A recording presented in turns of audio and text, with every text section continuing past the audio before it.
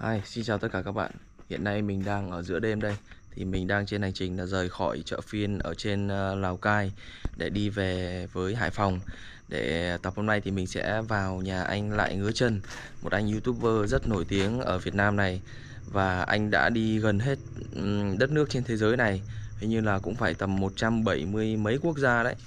Theo mình nhớ không nhầm là anh đã đi là 178 quốc gia.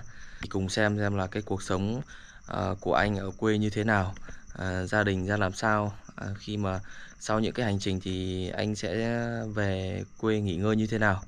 Thì ok, thì mình mời tất cả các bạn cùng với mình về Hải Phòng nha. Let's go. Anh Lại Ngứa Chân kia rồi các bạn, anh đang đứng đợi mình đằng kia rồi. Anh hãy đứng kia. Trời. Đấy, các bạn thấy bên phải đường kia chưa? Trên chiếc ô tô màu đỏ kia chưa?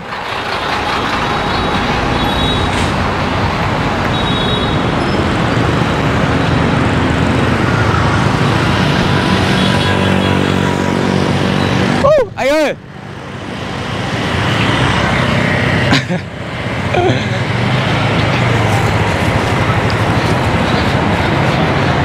Hello anh. Trời. Đợi em lo. Quá. Anh chào anh. Đã gặp được anh Lại Ngứa Chân rồi các bạn. Đấy. Anh đợi em lâu chưa?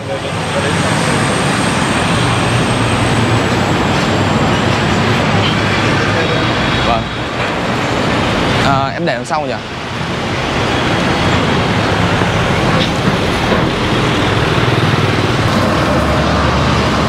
Thế chắc Chưa về nhà. Chưa, chắc chiều em về. Chiều nay mới về. Vâng. Hôm qua ở đâu về? Hôm qua em ở Lào Cai, em đi Bắc Hà. Đi đây, ở đây có vụ gì à? Trên đấy có chợ phiên đấy anh. Thế à? Cuối năm đi lên xem coi tí. Thế à? Có gì hay ho không? Nói chung là cũng đặc sắc, nhiều người ta bán đồ hàng rồi các thứ đấy, cũng nhìn cũng vui vui. Thế à? Lâu lâu không về Việt Nam đi lên quay tí.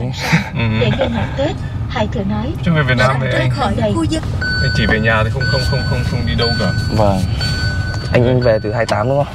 28 có mặt ở nhà được một tuần rồi đấy. Vâng. Thế nên là về chỉ thích ở nhà thôi. Vâng. Con túm ở nhà tại vì mình đi cả năm đi suốt rồi. Vâng. Nhưng mà gặp anh ở ngoài đời anh trẻ quá. Ai cũng bảo gặp ngoài đời trông khác. Có thể có vẻ chỉ video trông giả hay là anh không biết, nói chung là mọi người bảo gặp ngoài đời trông khác lắm.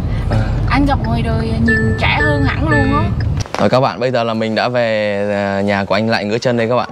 Thì nhà của anh cũng ở quê Hải Phòng này, đây nhìn rất dân dã và gọi là cảm tưởng gần gũi các bạn. Thì mình thì ở nhà cách anh Lại Ngứa Chân là cũng chỉ tầm 35 km thôi. Bữa trước mình ở Madagascar thì hai anh em là cũng có hẹn nhau ở Madagascar, nhưng mà bữa đấy thì đúng là không có duyên anh nhỉ? Chưa có duyên, về đây mới gặp gỡ nhau được. Thì xin chào các bạn khán giả của kênh Giáp. Và hôm nay là ở nhà của mình ở Hải Phòng, được đón tiếp một vị khách mà các bạn chắc là rất nổi tiếng, bạn Giáp đây. Hôm nay rất vui được đón tiếp Giáp về nhà để chơi và thăm thú nhà một chút. Và như Giáp đã nói thì là đợt trước hai anh em đã có một cuộc gặp gỡ, sắp xếp cuộc gặp gỡ ở Madagascar. Tuy nhiên rất tiếc là Giáp bị ốm trong cái thời gian đó, rồi không gặp được. Nhưng mà hôm nay thì cuối cùng cũng gặp gỡ được. Giáp thì là người Hải Dương, mình là người Hải Phòng. Và Hải Dương và Hải Phòng thì cách đây rất là gần, cách nhau chỉ khoảng tầm 20-30 cây đi nhỉ, không xa lắm. Vâng. Thế nên là rất mừng là hôm nay hai anh em gặp được nhau, và bây giờ sẽ trò chuyện một chút để tìm hiểu xem là cái hành trình và xem cái trải nghiệm trong năm qua như thế nào nhỉ, đúng không? Thế là anh về Tết lâu chưa? Anh về Tết được khoảng 1 tuần rồi. 1 tuần, dạ. Thế và thời tiết bây giờ ở Hải Phòng như các bạn thấy là rất là đẹp, nắng ấm. Mấy ngày đầu thì lạnh lắm. Vâng. Nhưng hôm nay thì nắng ấm rất là đẹp và rất là dễ chịu, nên là rất là thích. Và cái không khí Tết đang dạo dực, đang tràn đến rất là hứng khởi, và đúng là công việc chuẩn bị Tết thì cũng đang rất là nhộn nhịp rồi. Đấy. Thế còn em sao về được bao lâu rồi? Em thì cũng về tầm như anh, nên là em về Huế này, Đà Nẵng này, xong là bắt đầu là lên Lào Cai chơi này. Thì hôm nay là sau về đây Hải Phòng đây là em cũng đi về nhà ăn Tết. Thì cũng hơn 1 năm nay rồi, 1 năm 2 tháng này em rời khỏi nhà rồi anh ạ. Thì cũng muốn về Tết trước mấy hôm rồi, cũng như anh nói là về nhà thì cũng sẽ đi sắm sửa, ví dụ như là đào rồi quất rồi mai rồi các thứ để về gọi là Mình thì gọi là muốn là cái không khí của mình nó Tết thôi anh ạ. Là Đúng rồi. Thế là về nhà được bao lâu? Sẽ ở nhà được bao lâu? Em về nhà đến tầm đầu mùng 9 là em lại bắt đầu đi khám phá tiếp. Mùng 9 lại đi tiếp. Đúng rồi. Có nghĩa là đi đợt rồi là đi hơn 1 năm 2 tháng. Vâng. Và về nhà dành cho bố mẹ khoảng tầm được chục ngày thôi đúng không? Đúng rồi, tầm đấy. Bố mẹ hơi thiệt đúng không? Hơi thiệt. Thế là 1 năm này anh thường đi về nhà tầm mấy lần anh? 1 năm thì anh sẽ cố gắng về Hải Phòng ít nhất là 2 lần. Ít nhất 2 lần. Và một cái lần cố định là bao giờ cũng phải là thời gian Tết này. Tết đi đâu thì đi các bạn ạ, nhưng mà kiểu gì cũng phải có mặt ở Hải Phòng. Đi thật xa để trở về các bạn. Đúng rồi. Thì không biết mọi người thế nào, nhưng mà với mình và chắc là cũng giống anh Lại Ngứa Chân thôi, nhưng mà cái cảm giác mà khi mà đi xa, đi về nhà được rồi thì đây như ngồi ở chưa về nhà thôi, nhưng mình ở nhà anh Lại Ngứa Chân đây là không khí đằng trước mình, đây là cái vườn rau này, rồi cây cối này nó rất thân thuộc, nghe tiếng gà gáy thì nó không làm gì thôi, nhưng mình ở nhà mình nghe những cái tiếng như vậy thôi mình cảm tưởng rất tuyệt vời rồi. Đúng rồi, tại vì là ở đây là vùng quê và không khí đây thoáng đãng, trong lành. Thế là đây là một cái điều mà nói chung là cá nhân anh rất là cần thiết để giảm stress, để về được cảm nhận được cái không khí của quê hương. Thực ra những cái phồn hoa đô hội, những cái mà nhộn nhịp náo nhiệt đi thì mình cũng có nhiều rồi. Mà trong cái năm vừa qua thì chắc là hai anh em cũng đi rất là nhiều, các bạn biết thì đi rất là nhiều rồi. Đôi chân lúc nào cũng bận rộn rồi, vậy mà về đây nghỉ ngơi và được ở trong cái khung cảnh không khí như này thì là một cái điều rất là tuyệt vời, và đó là một cái liều thuốc tinh thần rất là tốt. Thế nên là phải tận dụng. Thế như anh đi bao nhiêu quốc gia anh nhỉ? Cho tới thời điểm này thì anh đi được 178 quốc gia. 178. Thực ra là kế hoạch của anh là trước khi về Việt Nam ăn Tết này là đi 180 quốc gia. Nhưng mà như các bạn biết thì là đợt tháng 1 vừa rồi thì là mình bị ốm mất 2 tuần. Và trong 2 tuần đấy là lên kế hoạch đi thêm mấy nước nữa để đủ cho 180, nhưng mà đành lỡ kế hoạch thôi thì cũng cơm ăn thì gạo còn đó, mình hay nói vậy đúng không? Thế nên không sao cả. Kế hoạch thì sẽ thực hiện được trong năm nay. Đấy. Thế là ốm là từ cái trận mà em xem trên YouTube của anh là từ anh đăng lên nước gần nhất là anh đi Iceland đúng không? Đúng rồi, anh đi Iceland xong. Sau bữa đấy là ốm. Đi Iceland xong thì về bị ốm một trận, bị cảm cúm thôi, đau họng cảm cúm và nằm liệt giường mất 2 tuần. Và trong 2 tuần đó thì không đi đâu được, do vậy mà bị lỡ mất 2 quốc gia nữa để chọn 180, nhưng mà không sao cả. Vẫn còn đấy mà. Sang năm là chắc là anh đi hết luôn đấy anh nhỉ? Năm nay là anh cố gắng là sẽ đi hết. Đi hết luôn. Nói chung là rất hồi hộp các bạn ạ, rất hồi hộp, rất là hồi hộp. Và bây giờ người đầu tiên ở Việt Nam mà hoàn thành 190. Đúng rồi. Đúng rồi, chưa có ai đi 190 mấy quốc gia luôn ấy. Và bây giờ và cái con số càng tiến lên gần cái con số 195 thì lại mình càng muốn làm cho chậm lại một chút để hưởng thụ cái chuyến đi của mình, hưởng thụ cái trải nghiệm của mình. Tại vì sợ đi hết mất. Kiểu như mình ăn một cái miếng bánh hay ăn cái gì ngon chẳng hạn ấy, mình ăn gần hết thì mình phải ăn nó chậm một chút lại.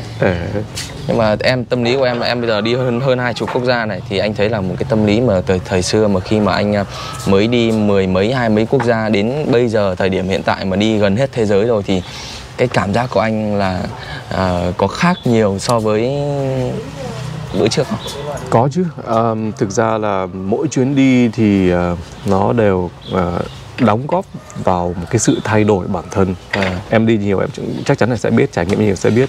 Thì sẽ thấy là các chuyến đi, các hành trình, cái trải nghiệm ấy nó sẽ thay đổi con người mình rất là nhiều. Theo nhiều chiều hướng khác nhau. Và mình càng trải nghiệm bao nhiêu thì cái điều đầu tiên mình sẽ thấy là mình càng thấy mình nhỏ bé, và mình càng thấy là mình ít hiểu biết bấy nhiêu. Càng nhìn nhận nhiều, càng biết nhiều, càng nhìn trải nghiệm nhiều thì càng thấy mình kiến thức của mình càng ít bấy nhiêu. Đấy. Còn ngoài ra thì đương nhiên là nó sẽ thay đổi mình theo nhiều cái góc cạnh khác nữa.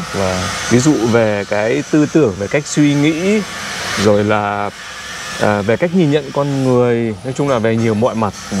Đấy là những cái điều tuyệt vời của chuyến đi, của du lịch nói chung. Thế nên là rất mong là các bạn khán giả theo dõi video này thì nếu các bạn có cơ hội, các bạn hãy đi trải nghiệm thế giới. càng đi càng thấy mình nhỏ bé đúng không? Đúng rồi. Như các bạn đã thấy thì đấy, như anh Lại Ngư Chân vừa nói là anh cũng đi sau cái trận mà Iceland anh ốm một trận này, và mình đấy vừa rồi là cũng ở Madagascar là cũng ốm một trận là cũng rất nặng luôn đấy. Thì cái vấn đề mà sức khỏe rồi các thứ là cũng là rất quan trọng. Anh bắt đầu từ cái đất nước đầu tiên anh đi là từ năm nào ấy? Đất nước đầu tiên đi là Trung Quốc. Trung Quốc. Và Trung Quốc là cách đây lâu chưa anh? Cái đây cũng khá lâu rồi, chắc phải hơn chục năm rồi. Vâng. Sau đó thì anh đi sang châu Âu. Thì từ châu Âu ấy thì là trong châu Âu đi lại rất là dễ. Vâng. Sau đó thì đi các nước ở châu Âu. Và Iceland là cái nước cuối cùng ở châu Âu mà Lại Ngư Chân có dịp đặt chân tới. Có nghĩa là mình đã đến thăm tất cả các nước ở châu Âu rồi. Đó là một cái điều mà muốn khoe với các bạn như vậy. Trong các châu lục thì anh thích đi nơi nào nhất đây? Trong cái châu lục ấy thì tại vì đương nhiên thì châu lục nào cũng có những điều hay ho để khám phá. Tuy nhiên cái điều mà mình cảm thấy thích thú nhất, cái châu lục mà cảm thấy thích thú nhất đó là châu Phi. Châu Phi đơn giản là châu Phi thứ nhất là có một cái gió vẫn còn hoang sơ. Đấy, còn vô cùng nhiều điều để khám phá. Vô cùng nhiều điều mà có khi là chúng ta chưa biết mà chưa ý thức được là nó đang tồn tại, và nhiều người cũng chưa biết được điều đó. Và tuy nhiên có một cái điểm đặc biệt hơn nữa ở châu Phi mà anh rất là thích. Đó là khi tới châu Phi ấy thì mình được trải nghiệm và mà mình còn được sống lại những cái kỷ niệm của tuổi thơ. Đúng là ngày xưa Việt Nam mình cũng khá là nghèo, và sang châu Phi bây giờ mình được sống lại y xỉ những cái thời gian ngày xưa như vậy. Ví dụ ở Madagascar chẳng hạn. Madagascar đại khái là những cái gì mà mình chứng kiến ở ngày xưa ấy, ngày bé đấy. Thì mình được chứng kiến lại y xỉ như vậy. Thế nên là cũng đó một cái điều mà rất thích đấy. Cái là như là được sống lại cái tuổi thơ của mình đấy. Rất giống các bạn ạ, giống vô cùng luôn. Những cái điểm như vậy rất là hay. Thế trong cái năm vừa rồi ấy mà anh đi, cũng không nói về trước, nhưng mà em nói trong năm vừa rồi thì anh thấy là cái quốc gia nào mà anh đi mà anh thấy là cảm tưởng là nguy hiểm nhất, mà cảm tưởng mình thấy đi đến đấy mình thấy là hơi lo lắng bất an một chút? Và trong năm vừa rồi, trong từ trước giờ, gọi là trong 2 năm gần đây nhất đi, thì anh thấy là cái nơi nào anh đi anh đã gặp nguy hiểm bao giờ chưa? Chắc chắn đó, đây là một câu hỏi mà anh có thể đưa ra câu trả lời ngay lập tức, đó là Haiti. Các bạn biết Haiti. Nói chung bây giờ nghĩ lại vẫn thấy hồi hộp, vẫn thấy hơi sợ một chút khi trong chuyến đi Haiti đấy. Haiti các bạn biết là một quốc gia tổng thống thì bị ám sát cái thời gian trước, cách đây không lâu, và một quốc gia không có luật pháp, được cai trị bởi các băng đảng, đại khái là hỗn loạn, một đất nước chìm trong hỗn loạn. Đi lại rất là nguy hiểm, đi ra ngoài nguy hiểm, nên là bao giờ phải có gai, đi cặp kè bên cạnh như thế. Rất là sợ, rất là nguy hiểm. Đó là một chuyến đi rất là hãi hùng. Đấy. Nhưng mà rất may là đến đấy có sự hỗ trợ rất là đắc lực của các anh em của công ty Natcom. Và nếu mà ai trong số các anh em ở Natcom ở Haiti mà xem được video này thì một lần nữa là xin cảm ơn các anh em rất là nhiều vì cái sự ủng hộ và giúp đỡ rất là lớn lao trong chuyến đi Haiti vừa rồi. Em cũng có xem qua những cái clip mà anh ở Haiti, công nhận là bạo loạn rồi súng ống các thứ cũng kinh anh nhỉ. Nhưng mà ngay Haiti thì cái đất nước ở đấy nó cùng một cái đảo đúng không anh? Đúng rồi, ở Cộng hòa Dominica lại hoàn toàn ngược lại. Sẽ rất thanh bình, một cái điểm du lịch rất là nổi tiếng và rất là yêu thích. Nhiều người đến đó. Thì một cái đảo nhỏ thôi mà hai đất nước mà nó khác hoàn toàn luôn nhỉ. Em có thêm là gì ta? Hồi trước là anh cũng đã từng gặp nạn lúc mà anh đi trải nghiệm như vậy đúng không anh? Có. Trong những cái chuyến đi đó thì anh cảm giác là cái tai nạn nào hoặc là cái mà gọi là nguy hiểm nào mà anh cảm giác là anh đã đối mặt được rồi? Cái nguy hiểm nhất đó là cái vụ cướp anh gặp ở Colombia. Đúng rồi, ở Colombia. Đợt đấy chưa làm YouTube các bạn ạ, đợt đấy vẫn còn đi lang thang thôi ở Colombia. Thì đợt đấy cũng thực lòng mà nói thì cũng lỗi một phần do mình nữa, mình hơi chủ quan, mình đi vào một cái nơi khá là hẻo lánh, một khu phố khá hẻo lánh, đi một mình. và đã bị 2 tên cướp cầm dao ra tấn công và tuy nhiên ở đây cũng chống trả một mình, một cái ba lô cầm một cái máy ảnh, ba lô 2 tên cướp mỗi thằng cầm một con dao trực đâm để cướp hết đồ của mình, nhưng mà mình chống trả nhưng lúc ấy không nghĩ ngợi gì hết, không nghĩ ngợi đến tính mạng, không nghĩ bản thân mà chỉ nghĩ ngợi đến những cái tấm ảnh trong cái máy ảnh của mình. Cả chuyến đi như vậy mà bây giờ những kỷ niệm mà người ta lấy mất thì không còn gì hết. Thế là lúc trong đầu chỉ nghĩ các tấm ảnh đó thôi mà chiến đấu với 2 tên cướp. Nhưng mà cuối cùng thì chỉ mất một cái máy ảnh này, mất một cái laptop này, còn đâu cái điện thoại đấy thì là vẫn giữ được. Tại vì sao? Bao giờ đi ấy cẩn thận, hình như là biết trước cái điểm thế nào để cẩn thận, bao giờ cũng chụp bằng máy ảnh và chụp bằng điện thoại. Thế là lưu lại được những ảnh trong điện thoại, lưu lại được hết. Colombia cũng sẽ làm quốc gia khả năng là mình sẽ quay lại trong năm nay để tìm lại, để đợt đấy đi thì chưa trải nghiệm gì nhiều. Vì khi mà bị tấn công đâm xong ấy, thì nằm đó khoảng tầm 10 ngày mới đi lại được, mới còn tập tĩnh. Thế là toàn bộ chuyến đi hủy hết, chỉ ở thủ đô thôi, sau đó là bay sang nước khác thôi, không đi đâu được cả. Thế anh còn bây giờ chắc vẫn còn cái vết sẹo đấy đúng không? Vết sẹo thì nhiều lắm, vết sẹo bây giờ nó mờ đi, ở trên mặt rồi là ở chân có. Tuy nhiên còn một kỷ vật nữa, đó là một cái áo phông này, bết máu, bây giờ vẫn còn không giặt, để nguyên, vẫn giữ nguyên. Giờ áo đấy anh để đâu rồi? Áo đấy anh anh không để ở đây, anh để chỗ khác. Thì anh thấy là nếu mà đi xa, anh có thể chia sẻ, em là cái người mới đi này, thì anh có thể chia sẻ nên mang kinh nghiệm như thế nào để tránh những cái trường hợp đấy xảy ra, và cho cả những cái vị khán giả ở đây thì nhiều người chắc là cũng đã đi và sắp tới cũng đang đi vào những cái vùng mà nó không được an toàn như ở Việt Nam chẳng hạn, thì anh có kinh nghiệm gì để có thể mình bảo vệ an toàn cho bản thân mình được? Đương nhiên là cái việc đầu tiên các bạn cần làm, hoặc là Giáp nếu mà đi vào những cái nơi mà gọi là nhạy cảm như vậy đấy, thì việc đầu tiên nên làm đó là theo dõi tin tức về quốc gia đó, xem cái tình hình chính trị, an ninh nó như thế nào. Cái điểm chú ý cần thứ hai đó là bao giờ cũng phải đi cùng một guide và một người hướng dẫn, để người bản địa đấy, để người ta hướng dẫn cho mình, để người ta hỗ trợ. Người ta hỗ trợ về mặt ngôn ngữ, về mặt địa hình, người ta sẽ có biết là nơi nào nên đến, nơi nào không nên đến. Đấy là 2 cái điểm anh nghĩ là rất là quan trọng. Anh đã đi nhiều thế rồi, anh thấy là Việt Nam mình so là kiểu như là về cái mức độ đáng sống thì anh đánh giá là thuộc top bao nhiêu trên thế giới anh? Chung cái này cũng rất là khó đánh giá, tại vì là để đưa ra một con số thì nó phụ thuộc vào rất nhiều cái tiêu chí khác nhau. Nhưng mà anh thấy là Việt Nam mình thứ nhất có những cái điểm thuận lợi, đó là an ninh nhá. Em có thể đi lại, di chuyển thoải mái. Không phải lo ngại gì đến khủng bố hoặc là cướp bóc. Đương nhiên những cái tệ nạn xã hội thì ở đâu cũng có, không chỉ ở Việt Nam đâu cũng có. Nhưng mà nói chung là an toàn. Còn cái điểm thuận lợi nữa Việt Nam là khá là rẻ, mà đồ ăn phong phú, rồi các cái địa điểm du lịch, tất cả những trải nghiệm các bạn đều có. Các bạn có biển, các bạn có rừng, có núi, các bạn có các bộ lạc nhé. Rồi là nói chung là có nhiều cái để trải nghiệm. Đấy là cái điểm thuận lợi cho du lịch Việt Nam. Còn cái độ đáng sống để đánh giá thì nó sẽ phụ thuộc vào cái yếu tố trước hết là cái quan điểm sống của em và cái standard sống của em, gọi là cái tiêu chuẩn sống của em.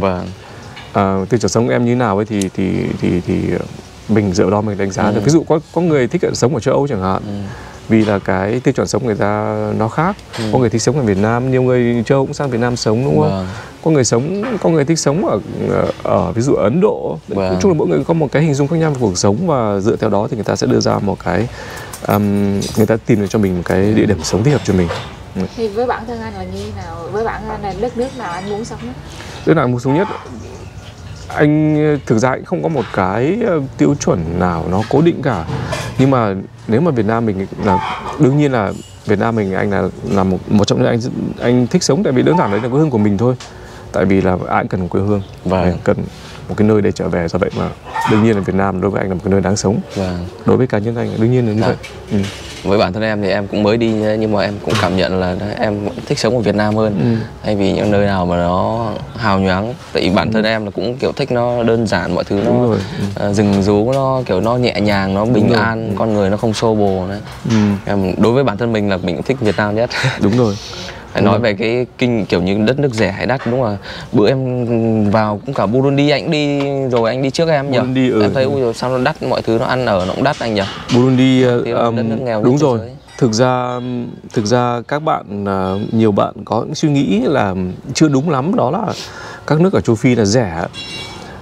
Ok, thì những cái chuyện ví dụ như ăn uống, mua cái thức ăn đường phố kia thì cũng không đến nỗi đắt nỗi kia. Nhưng mà có thể đối với người bản địa thì rẻ, nhưng đối với những người khách du lịch đến ấy thì là không rẻ chút nào các bạn ạ. Tại vì đơn giản là người ta không có cơ sở hạ tầng cho du lịch.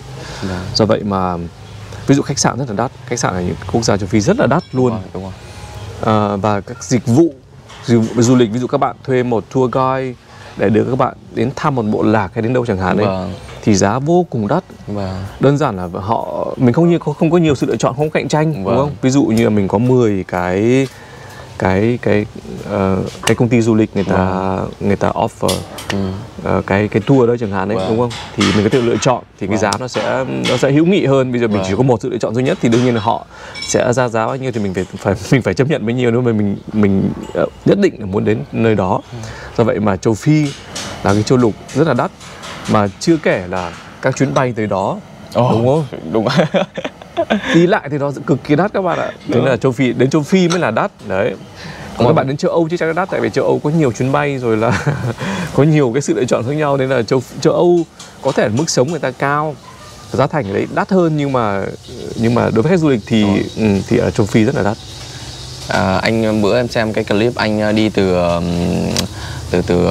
Rwanda đi sang Congo, đúng không? Cộng hòa Dân chủ Congo. Có một cái nhà nghỉ bé tí ở Việt Nam chắc tầm 150 bao nhiêu, mà chỗ đấy phải bao nhiêu mấy triệu anh nhỉ? Đúng rồi, hơn triệu, 50-60 đô đấy. Trời, em xem em bất ngờ luôn, bảo ui sao mà nhìn châu Phi nghèo mà cái phòng nó sập xuệ mà nó đắt như vậy.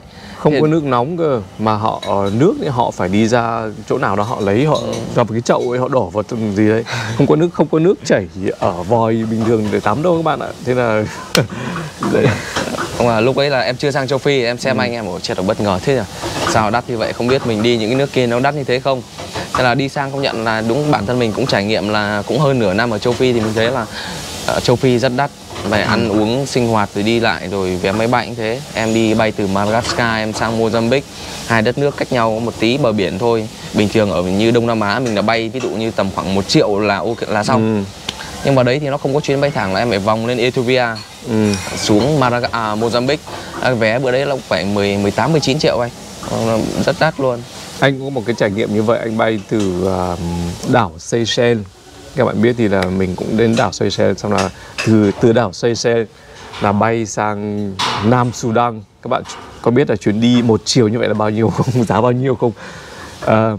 1.200 đô la 1 chiều. Nếu mà đường chim bay nó cách tầm bao nhiêu anh?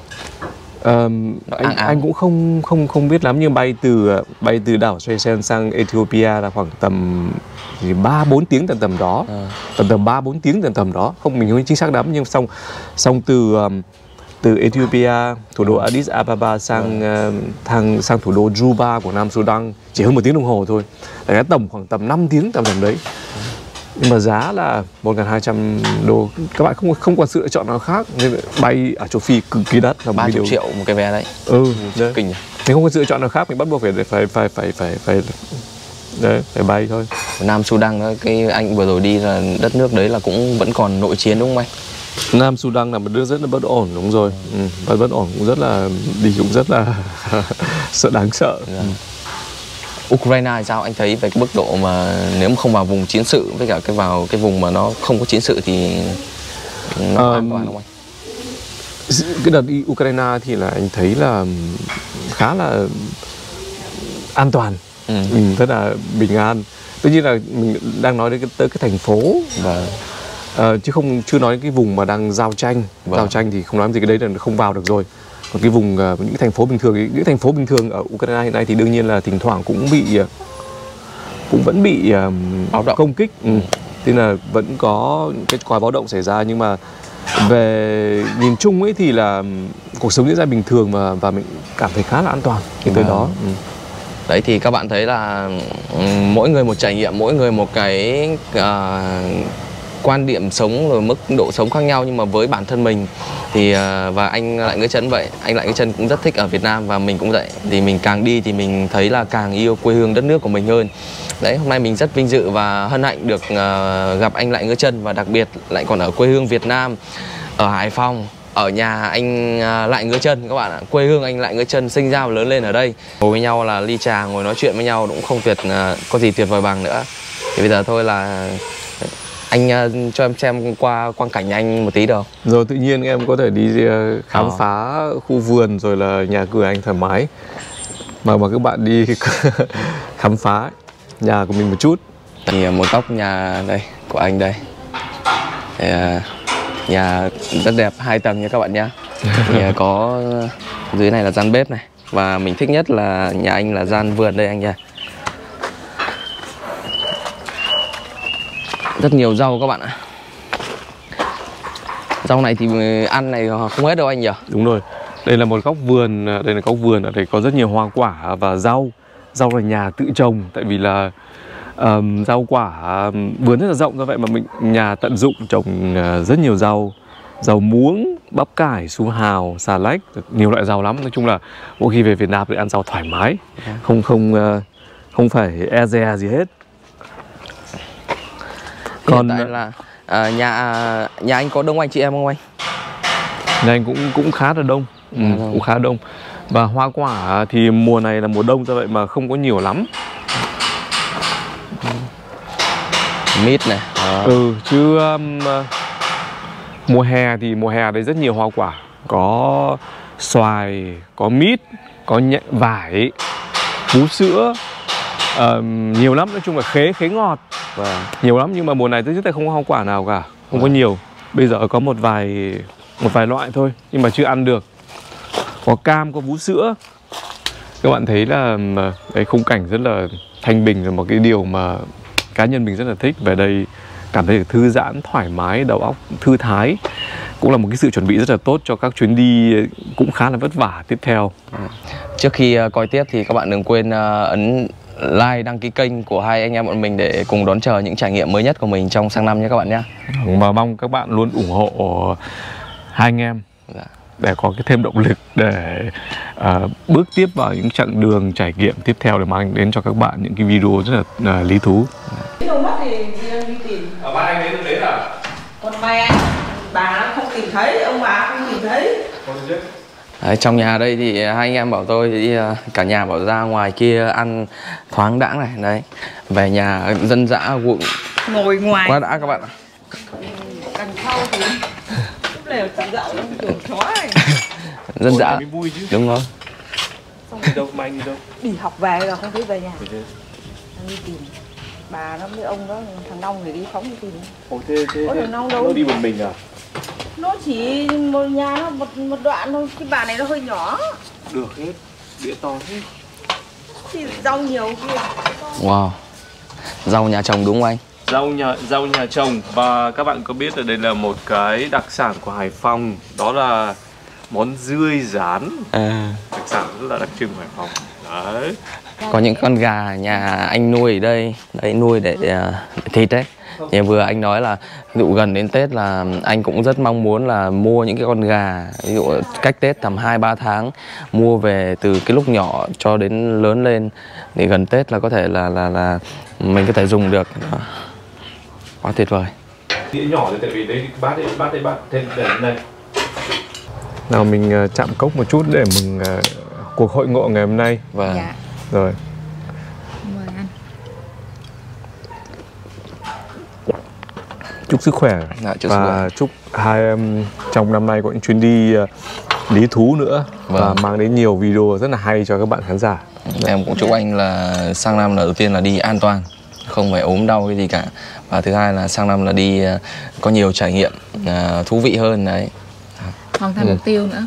Đúng rồi. Chắc chắn rồi. Rồi, cảm ơn hai em. Thôi bây giờ mình ăn đi. Dạ rồi, mời ăn cơm. Dươi ở nhà em thích ăn dươi lắm này. Mỗi lần mẹ em về làm có dươi là mẹ em mua liền đấy. Không. Dươi này nó phải có mùa đúng không anh? Đúng rồi, nhưng mà bây giờ thì có quanh năm, tại vì là có thể mua xong rồi đông đá. Hình như là mùa này không phải mùa dươi sao ấy. Vâng. Ăn tự nhiên nhá, không Dạ. không làm khách.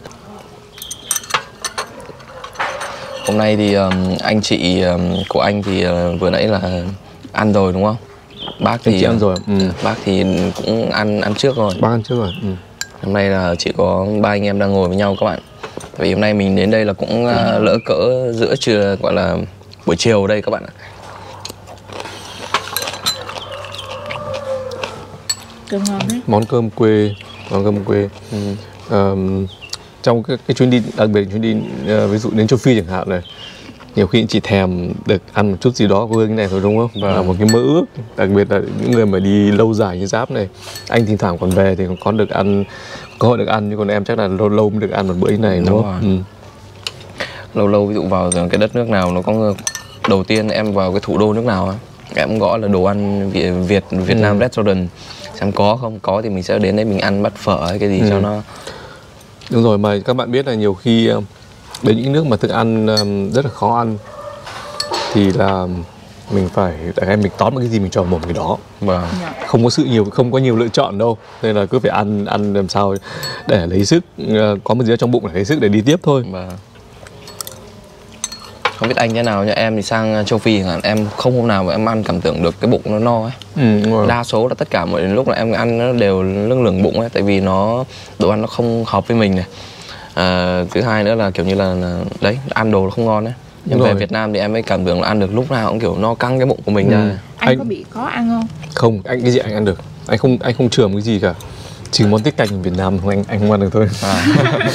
Thế thì anh cũng dễ đỡ là may là, tại vì em thấy là cũng có nhiều người á mà kiểu ăn đồ ăn Việt Nam quen quá, sau rồi đi nước ngoài cũng khó.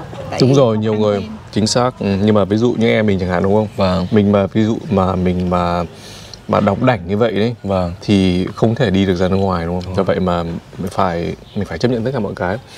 Nhiều thức ăn không thể ăn nổi, vẫn phải nuốt.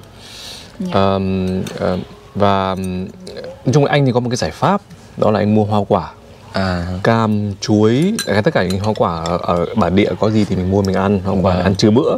Có ngày ăn rong dã. Có cái đợt ở Cameroon các bạn ạ, Cameroon mà đến mùa xoài rất là nhiều, ăn rong dã cứ ngày khác 3-4 ngày toàn xoài không ấy. Ngày nào cũng ăn xoài và chuối, ăn hoa quả thôi. Đến một lúc mình sợ quá là không ăn nổi nữa, cần một cái gì đó có protein. Chứ các bạn biết ở châu Phi chẳng hạn đấy, đúng không? Ở Giáp chắc đã biết là thức ăn thứ nhất là khó ăn, không hợp khẩu vị mình.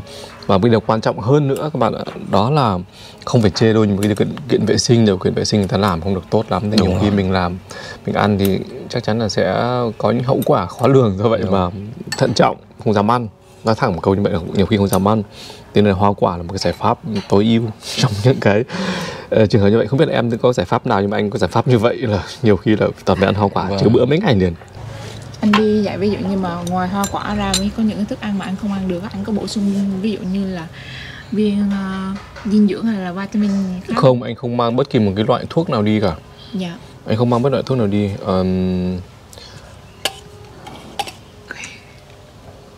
Cắt nước uống mình. Đi đâu nói chung có cái gì ăn đến đó. Cũng không đỏng đảnh lắm, ăn cái gì ăn được hết, cái gì cũng chiến hết. Đi như anh em mình mà nếu mà không ăn như thế thì thôi ở nhà. Đúng rồi, không thể đi các chuyến đi dài ngày. Nên các bạn ạ, nhiều khi đến các cái quốc gia rất là nghèo mà người dân người ta tìm con Mai Anh chưa? Mình cho xin cho mượn cái thìa. Không còn cái gì để để nữa,